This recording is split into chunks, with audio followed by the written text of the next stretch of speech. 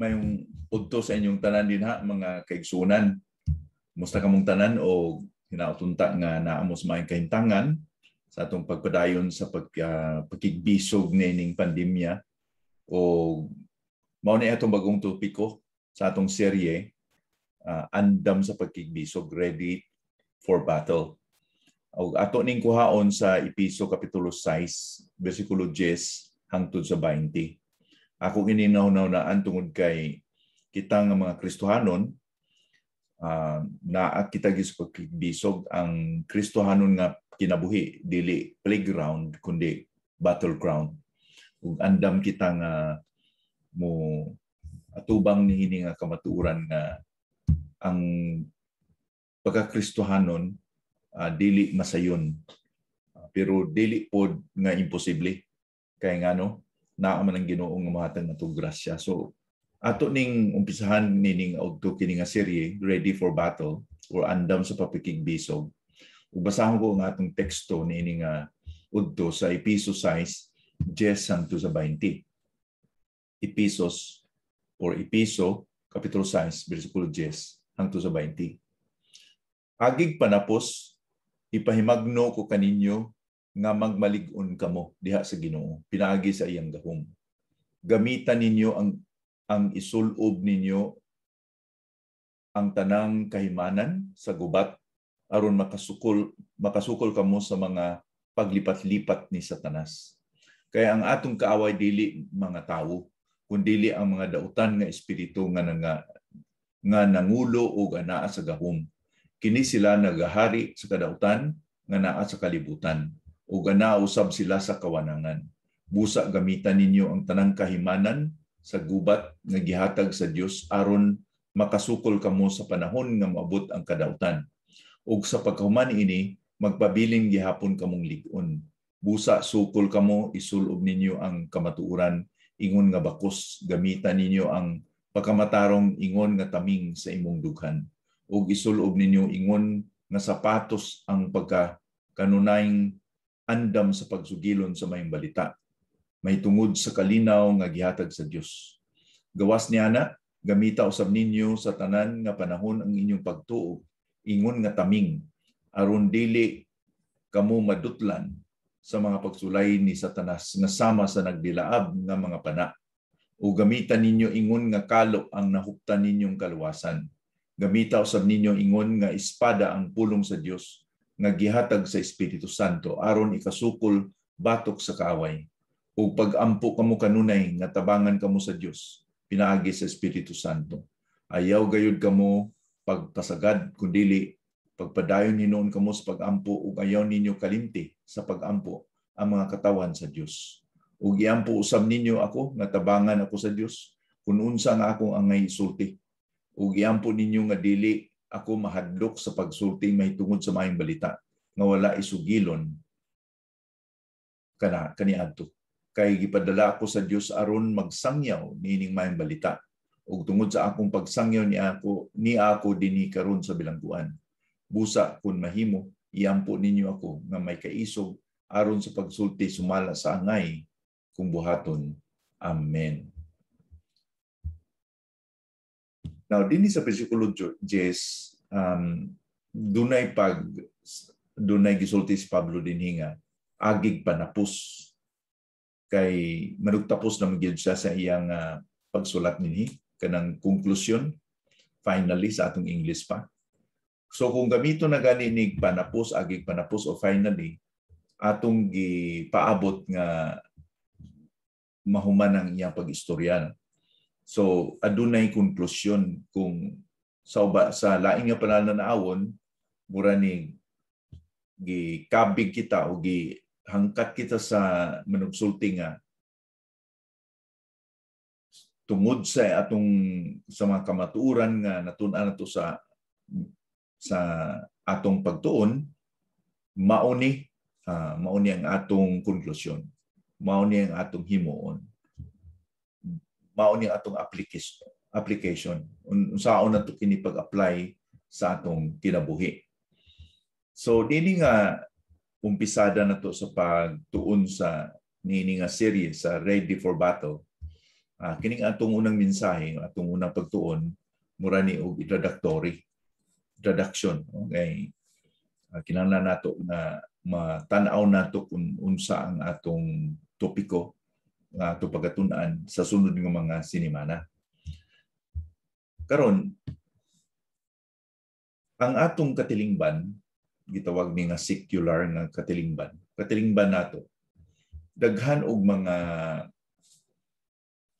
pagpatuo o pasabot o pagsangyaw, no, ang atong katilingban adunay mga patutuo tungod sa kultura nga usahay ang ilang pagtuo nga gidi nga walay espiritu nga kaaway nato, wala dili tinuod na si Satanas.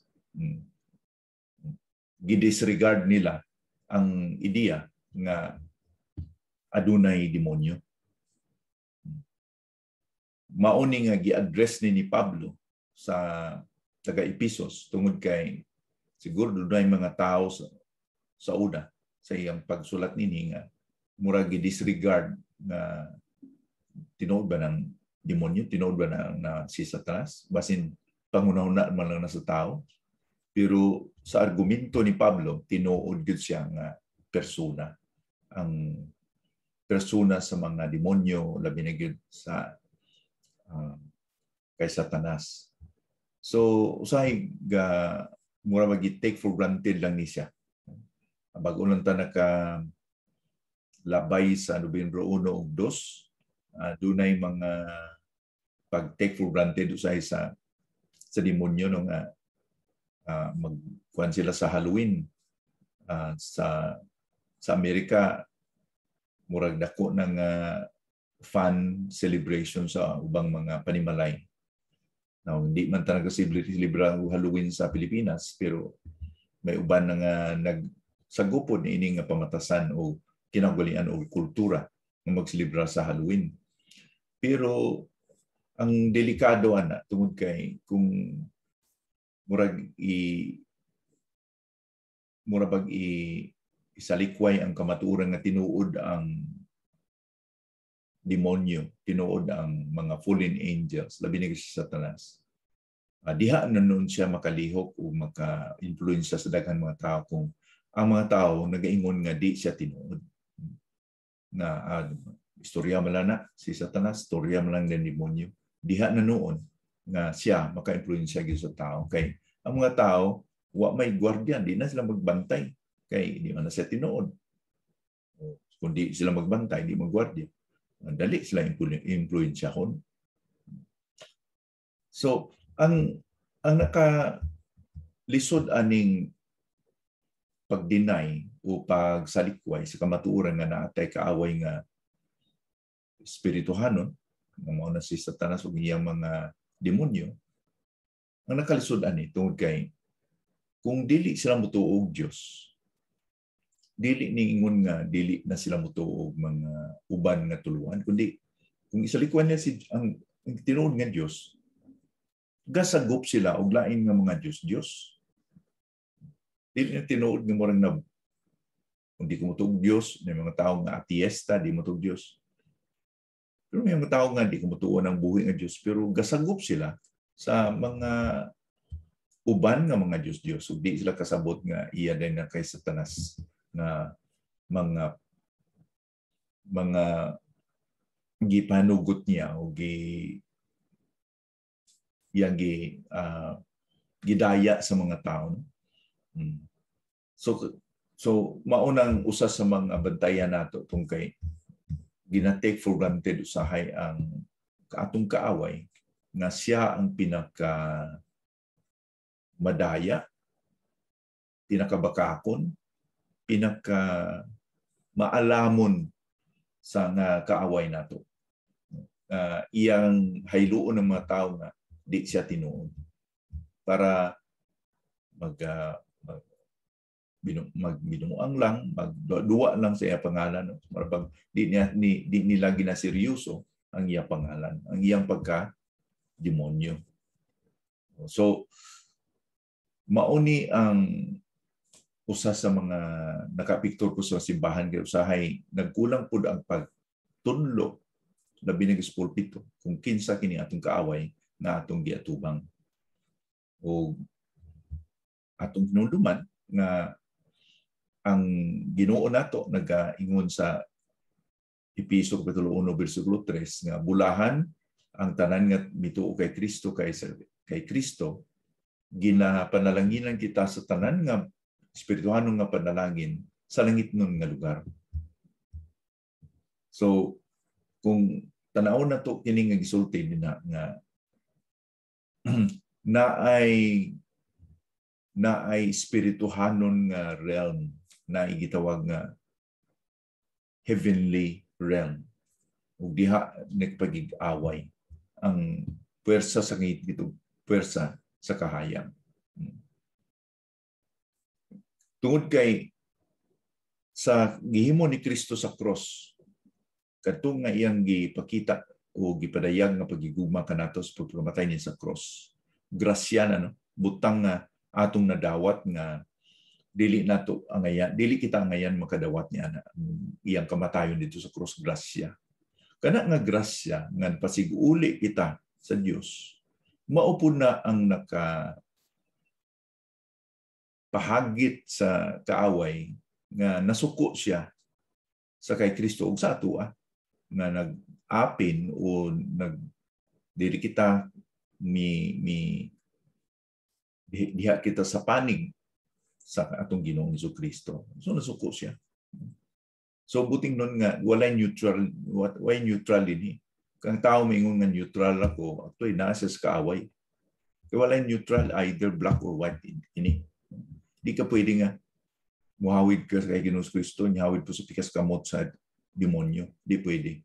So tungod nini nga grasya, mao ni ang nakapasig-uli nato sa Ginoo. Pero mao po ni ang nakapasilag, nakapasuko sa diablo kanato ng mga Kristiyanon. Mao ni nga kini nga pakigbisog padayon ni ug dili ni pwedeng mag-reconcile, continual and irreconcilable.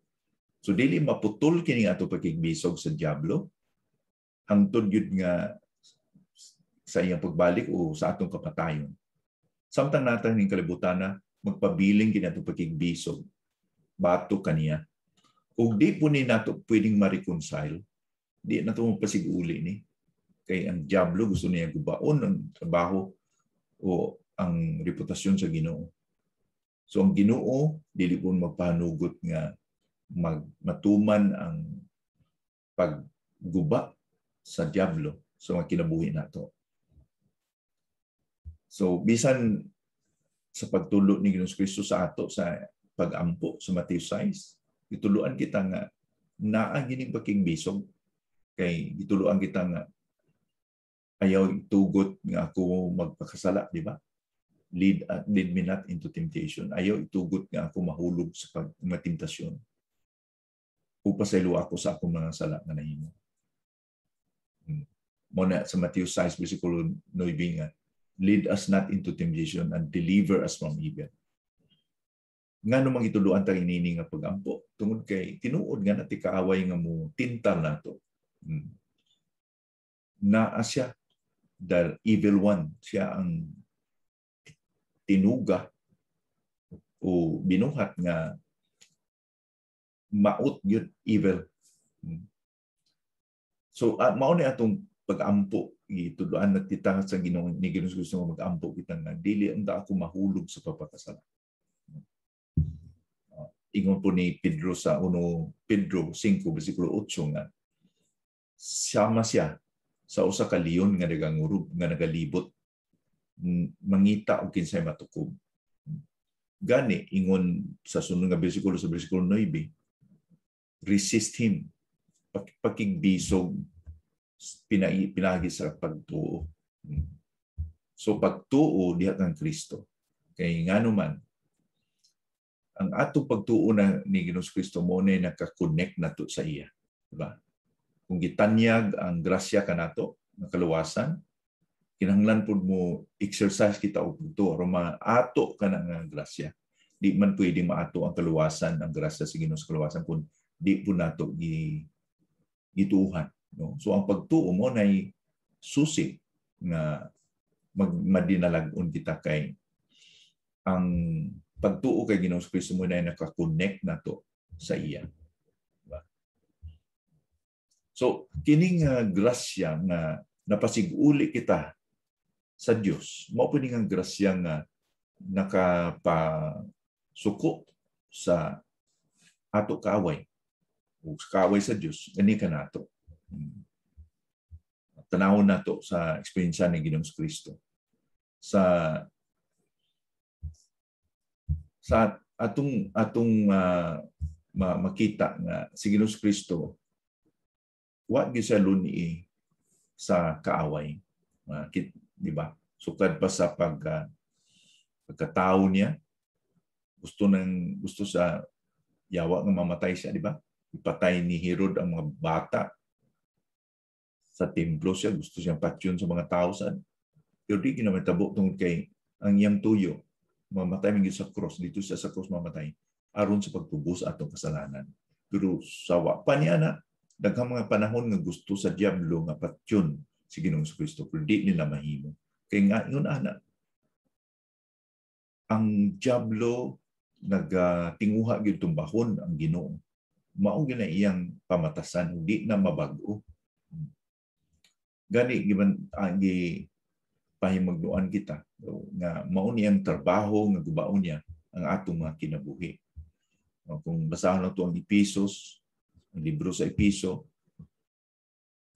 kahisgot si Pablo dina ninungod sa managtiayon, bana o asawa sa iyang pamilya, sa mga empleyado, sa mga nagtrabaho, sa mga naa sa mga pagpamuo. Nganong may samok, nganong nga dunay mga problema sa atong relasyon sa tao. Tungod ni kay gisakyan po sa diablo ang kaluyahon nato kay naata sa unod. Kay gusto niya tumbahon o dili mahimaya ang Ginoo sa atong kinabuhi. Mao gani na sa balikan nato sa Episo 4 bersikulo 27. Giingon ni Pablo dinha nga ayaw hatagi og oportunidad ang yawa sa imong kinabuhi. Ayaw hatagi sa oportunidad.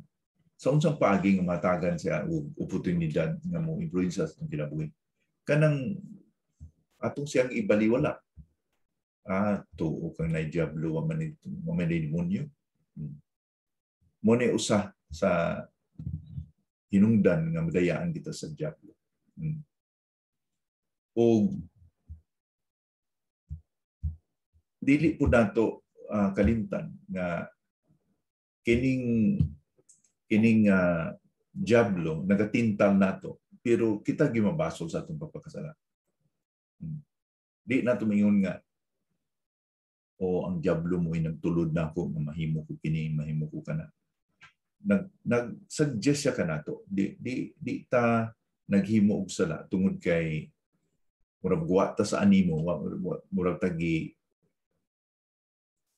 nakatuog kita ba nabang murag bitaw tag sa Bisaya pa sa Cebuano pag giamumong nabang wakas sa imong kaugalingon di ingon ana ang tubok sala naa kita conscious kita sa tubok sa galing nadala nang kita sa kaluyahon sa atong unod kay ingon dia sa Santiago 1 bersikulo 13-14 ang tao matintang tungod sa kailibgon sa iyang unod. Okay? Kung ang iyang kailibgon sa unod mamunga na sa pagkasala. Ug ang resulta sa sala, kamatayon. So nagsugod na sa atong kailibgon. O diha, nagsulsul ang diablo nato. Pero eventually, ang tao gyud mabasol kay, for example, kanang drugs, no? Di man na ipugso sa diablo nimo ang drugs. Diba? Musuggest na siya itong paghuna nga nindot ba yan kung imo nang i-take, imo nang kaunon o imo nang simuton. Nindot ba yan na? Kutob lang siya ni anak. hangtod nga mahaylo ang tao nga siya gyud mo punit, siya gyud ang mubutang siyang ilong, siya gyud mo hit-hit ana. Mao na nga di gyud nato mabasol ang diablo nga. Kay mingon ta nga ang diablo o ang demonyo mo nagtudlo na kunini. Gitudloan ka pero ikaw gyud mi punit, ikaw gyud mubutang sa imong ilong, ikaw gyud mi simot. No? So atong batayan ni sa atong pag tuon ini nga serye nga natay struggle, natay pakigbisog. Tanaw sa bersikulo 12. Wala kita na pakigbisog sa unod ug dugo, kundi batok sa mga otoridad, sa mga namuno sa kalangitan, cosmic powers. So naay konflikto, kini nga konflikto sa Kristiyano. Abi ninyo, usahay mayon kamo nga, abi ko kung Kristiyano na ko mawa akong konflikto, mawa akong problema. Nay mga Kristiyano nga ga-expectar sila mawala ilang problema. Kay Kristiyano na ko karon, tawhay na, hayahay na, dili ba yan? Tungod kay natin kaaway. Matawhay ka tungod kay nanatay kagawasan diha kay Kristo, di natakundin sa atong sala. Pero nung dumibaya, ang kaaway niya, kaaway na po nato. So ang diablo, interesado nang tumbahon ka, kay naanapod ka sa sakop kay Ginoong Jesucristo. So kining atong mga konflikto, di na to ni hunahunaon o tanawon nga daw pinasahi. Normal realidad ni. Realidad ni naman natay problema, natay mga tension nga ginamugna sa diablo. Tungod kay natay ining spiritual nga battle, struggle. Okay? So dili ni nga kung doon natay struggle nga murag di tinuod ang atong pagtuo, kundi ibiling siya nga natay pagtuo. Kung di kita gihatagan og problema sa atong kaaway, basin og mingon pa, kung di ka awayon sa diablo, buting noon migo mo siya. So kung awayon ka sa diablo, buting noon nga gikasilaga na kanya kay lain na imong amigo, Ginoo na. So sa nagsunod kita gid ni Ginoong Kristo, normal gini kanabang di kita matingala nga naakita ni ining pagpakigbisog. Nganuman, una sa Efesos 2, Efeso kapitulo 2, bersikulo 2. Di na kita mga anak di na ta sons of disobedience. Dili na kita anak sa mga dili matinuukon. No? Dili mga matinumanon. Sons of mga di na kita anak sa mga makasasala, no? So kay gibalhin na kita. Ingon pa sa Colosas 1:13, gibalhin kita gikan sa gingharian sa kangitngit ngadto sa binanghirian sa kahayag. Dili na kita nagasunod sa pamaagi sa prinsipe na sa kahanginan, Efeso 2 bersikulo 2 gihapon. Kundi nagasunod na kita ni Ginoong Jesucristo. So mao ni nga naagyo tension, naagyo struggle. So dunay duha ka peligro aning extreme, no? Mao na kung ingon nga mo deny ta tuo nga ni demonyo nya ang usa pod ma-preoccupied po ta sa pangunaw ng diablo. May mga Kristohanon nga na preoccupied sila ano kung unsa ba ni preoccupied sa Cebuano kanabang mo nan lang yun ilang ginatiman nga ang tanan lang yun ilang yang pasangil sa diablo, tanan lang sa diablo, na preoccupied na sila. Nabuhos na ilang enerhiya panahon diha gyud sa diablo. Now, malipay ang diablo anak kung yung anak kita ma-preoccupied kita. Kaya di na wala tayo panahon sa Ginoo. Ba? Di na to i-deny, di na to i-take for granted. Di po na to nga pa-preoccupy ta. Kana bang pareha ba ni ba nga kung may langaw gud mo tugdong sa imong lamisa, imo gyud na patyon, iswat nimo. Pero kung ang langaw mo lakaw, di nimo sundon ang langaw. Di mo sundon ang dakpo ng langaw asa tubengon. Sa ingon ana ang mga simbahan ba nga gamidjor manon sila nanungod sa gihimo sa diablo nga mao na ni ang ilang murag na focus sa ilang ministry kanang cast out demons, mga spirit, magpakig-away mga spiritista, mangunana ng mga ministry. Importante man na. Pero ang pinaka-importante, walis may balita. Kaya may balita, mo na yung makaluwas. So di na ito imuuni nga may mayor nga bagay nga ma-preoccupy kita. So naitay struggle ang maingon mo nga mabugyod na ang kinabuhi ni Ginoong si Kristo pa sa diha pa sa dinhi. Oo, mabasa na ito sa Marcos 1, versikulo 15 nga. Sa panahon nga si Kristo wali nanungod sa mayong balita, sa maginulsol ka mo o mamati ka mo sa mayong balita, mo panimawali ni Juan Bautista, John the Baptist. Unsa may resulta sa ilang pagwali? Malipay bang mga tao? Dili. Diba sa ang naitabo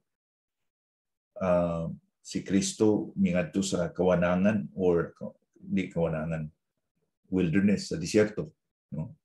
Dito siya sa disyerto ug dito gitintar siya, diba? 40 ka 40 dias, 40 ka gabi siya nga nagpuasa. Nya gitistingan gyud siya sa diablo dito. Gitintar gyud siya sa yawa dito. Sa kamingawan. So, doon ay mga puwersa, di ba? Kung atong tanawon diya sa Marcos 1:21 hangtod sa 28, doon ay mga oposisyon, doon nga mga demonic na mga puwersa nga pugong gyud kay Ginoong Kristo. Abi ninyo, ang yawa gapugong gyud ni Ginoong Kristo nga sakripisyo siya sa cross.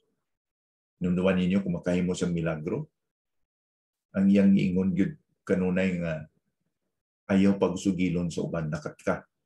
Di siya gusto mahimong popular nga maghimog milagro kay di na mo iyang numero 1 nga ginganhi sa kalibutan. Ang numero 1 ginganhi sa kalibutan sa una niyang pag-anhi, magpakamatay sa cross o magsakripisyo sa cross para sa kaluwasan nato.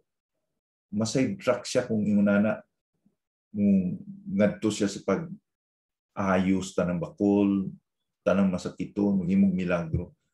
Kaya ginahimo na niya aron pagpamatuod nga siya Dios. Gihimo na siya nga aron ang mga tao mutuo nga siya ang anak sa Dios, siya ang Mesiya. Ang yawa di gid gusto nga matuman niya kabubuton siya nga mahal, di ba? Hangtod na lang nga nagluhod siya dito sa garden sa Gethsemane. Na sobra niya pagampo, dugo ng iyang guwa ng dugo sa murang mo iyang gisingot no dugo. Gibungan gyud sa yawa dito kapag bisog gyud sa yawa kay nakita niya ang kasakit ba. Pero niya tungod kay imong kabubuton Dios nga mahan himuon ko ni, no? Nagbendalag-on si Ginoong Kristo dito.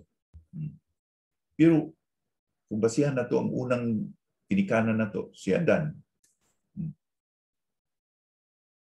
Itintar si Adan pero wa siya ka lingkawas sa tintar sa yawa, di ba?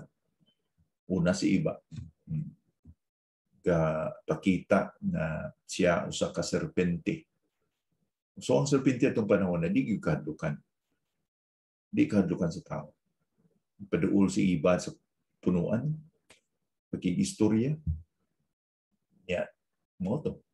Nahulog sila pagpakasala. Wa makapasar si Adan o si Iba.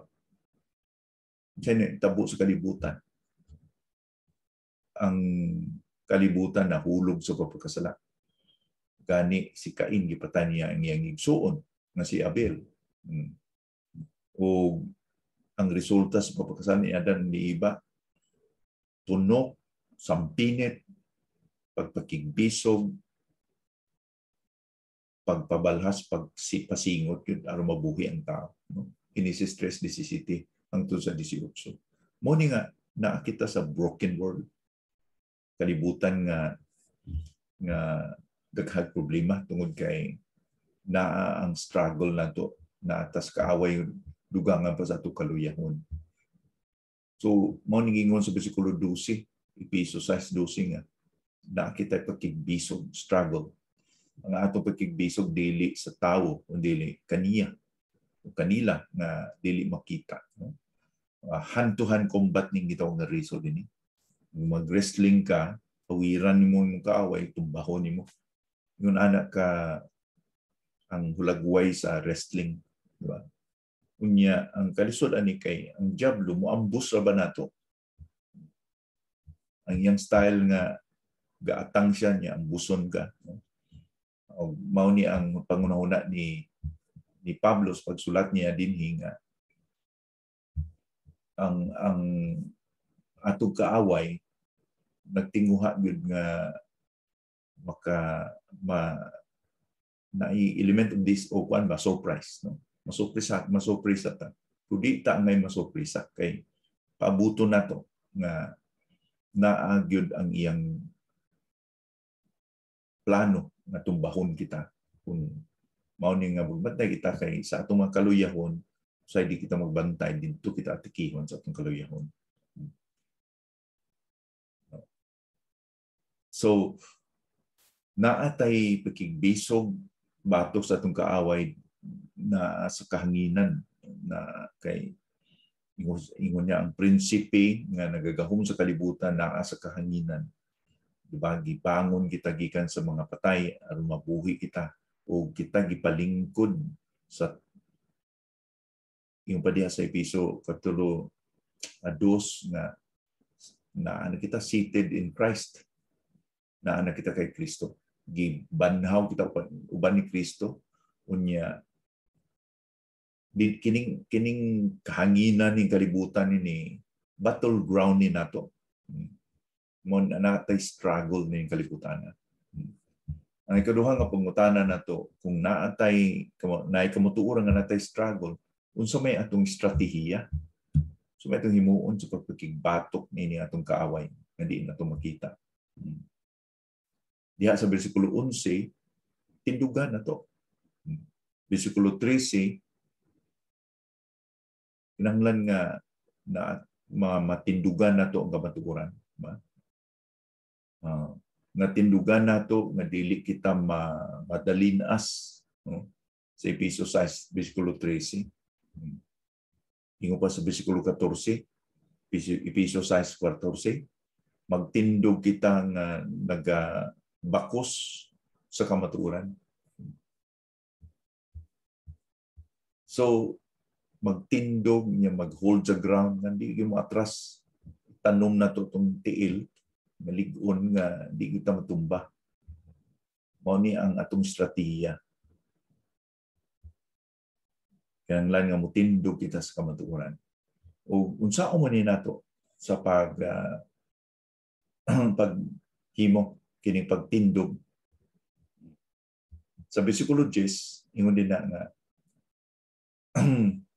abig panapos magpakalig-on kamo diha sa Ginoo, diha kay Kristo.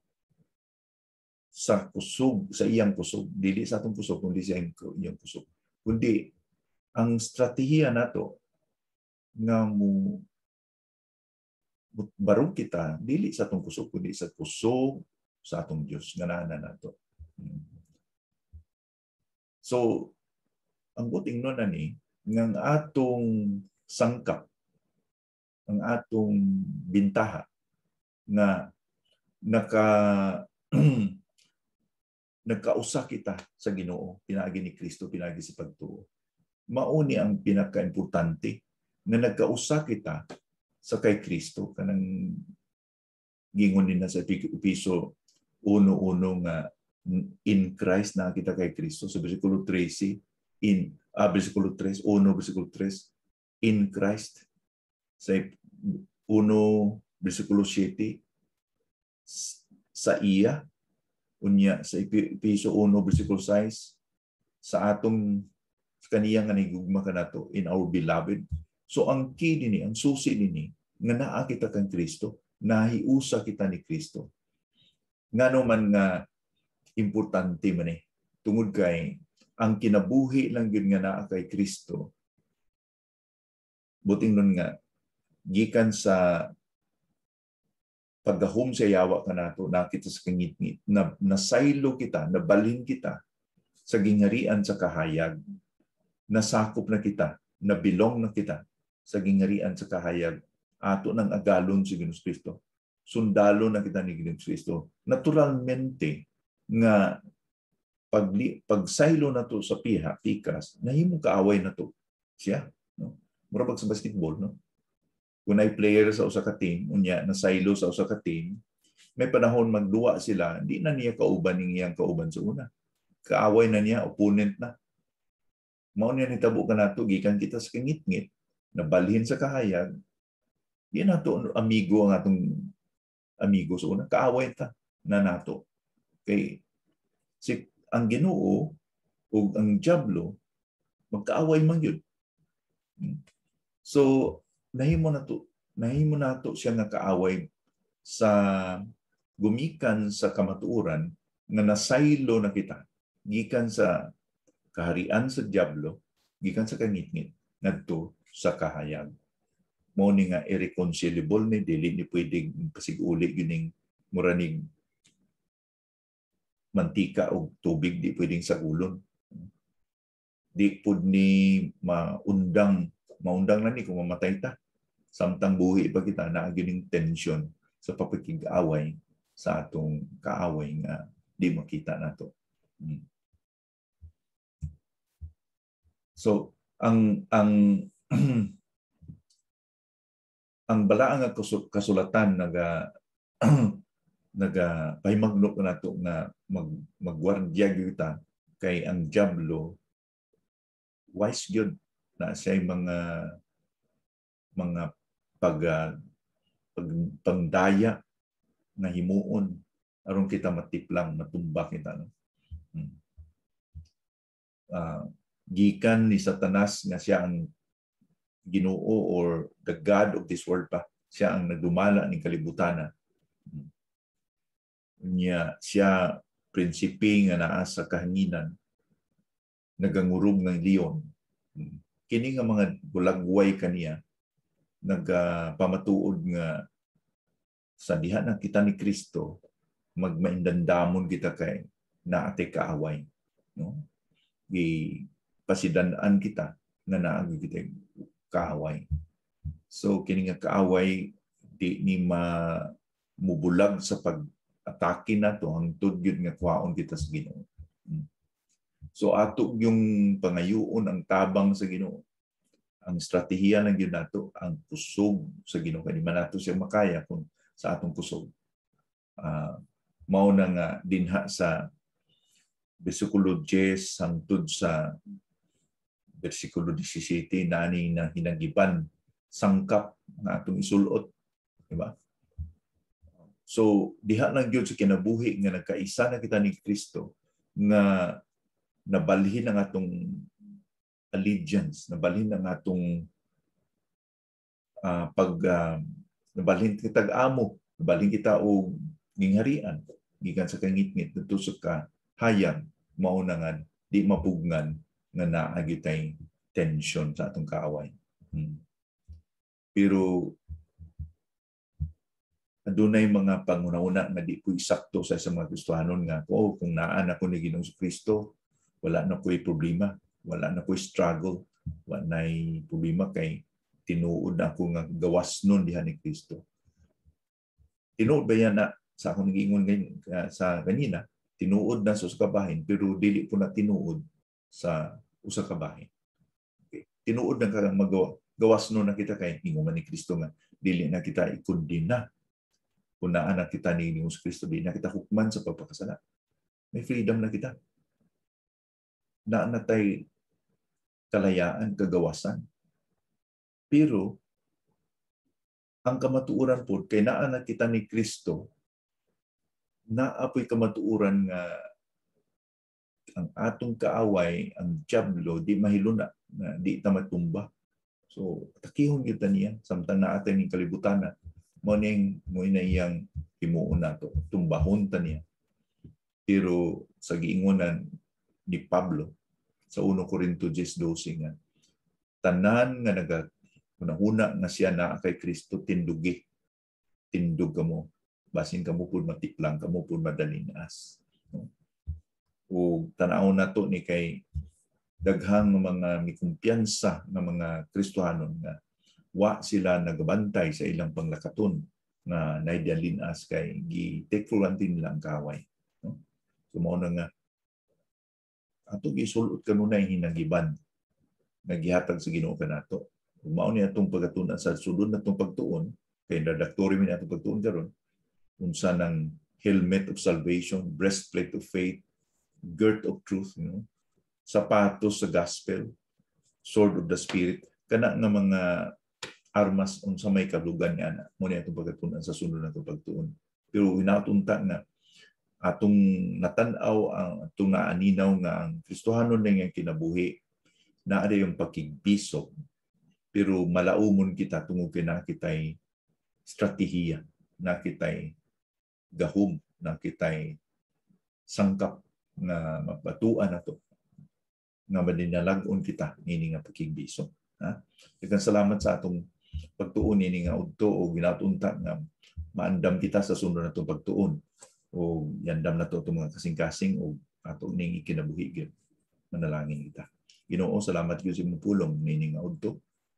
Unta kini mahibilin sa among kasing-kasing may andam ka namo Ginoo. Labi na gyud sa kamatuoran nga naa kami pagpakigbisog sa kaaway Ginoo nga mo gustong matumba o gubon niya ang among kinabuhi. Pero salamat kay ikaw ang Diyos nga naanamo nga madinalagon kay kaniya nga nasa kalibutan. So benisyon ni kami sa among pagpamalandong unta kini may tisok sa among kasing-kasing. Sa ngalan ni Kristo nga among Ginoong maluluwas. Amen.